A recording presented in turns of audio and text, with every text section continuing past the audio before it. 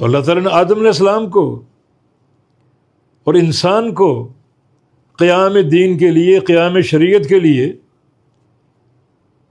جانشین مقرر کیا، اور انسانوں کے ذمہ ڈیوٹی لگا دی۔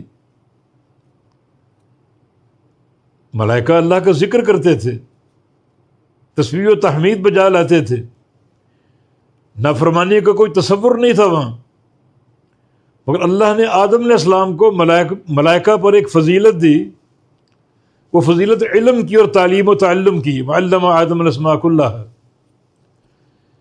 ذکر و اذکار سے بڑھ کر علم اور تعلیم و تعلم کی اہمیت ہے۔ یہ چیز آدم علیہ السلام کے امتیاز کا باعث بنی، ان کے تفوق کا باعث بنی۔ اسی لیے پیغمبر علیہ السلام کا فرمان، بلکہ اللہ فرماتا ہے هل يستوي الذين يعلمون والذين لا يعلمون، علم والے اور بے علم برابر نہیں ہو سکتے، بڑا فرق ہے۔ کتنا فرق ہے؟ فضل العالم علی العابد کفضل القمر لیلۃ البدر علی سائر الکواکب۔ ایک عالم کی فوقیت اور فضیلت ایک عابد پر جو دن رات اللہ کا ذکر کرتا ہے، تسبیح کرتا ہے، تحمید کرتا ہے، جیسے ملائکہ کرتے تھے۔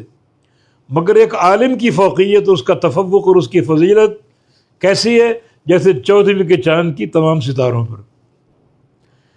وہ ستارے، ان کی اہمیت ہے، سمجھو ستارے عبادت گزار ہیں، تسبیح و تقدیس کر رہے ہیں، اور ستاروں کے جھرمٹ میں 14ویں کا چاند یعنی عالم دین بیٹھا ہوا ہے۔ سارے ستارے مل کر بھی ایک عالم کے مقام کو 14ویں کے چاند کے مقام کو نہیں پا سکتے، اس طرح سارے عابد مل کر بھی ایک عالم کا مقام نہیں پا سکتے۔ تو اللہ نے آدم علیہ السلام کو برتری دی، فوقیت دی اس علم کے ذریعے۔ نبی علیہ السلام آخری نبی ہیں، آپ کے بعد سلسلہ نبوت بند ہو چکا ہے۔ بنی اسرائیل میں یہ سارا معاملہ اصلاح کا، قیام دین کا، قیام شریعت کا، اور پوری سیاست انبیاء کے ہاتھ میں تھی۔ ایک نبی جاتا، دوسرا آ جاتا، دوسرا جاتا، تیسرا آ جاتا، حتیٰ کہ آخری نبی آ گئے۔ آپ کے بعد کوئی نبی نہیں۔ تو اب یہ احیاء دین، اقامت دین، تنفیذ دین پھر کون کرے گا؟ فرمایا کہ العلماء ورثۃ الانبیاء، اس کے لیے انبیاء کی جو وراثت ہے علماء کو سونپ دی گئی۔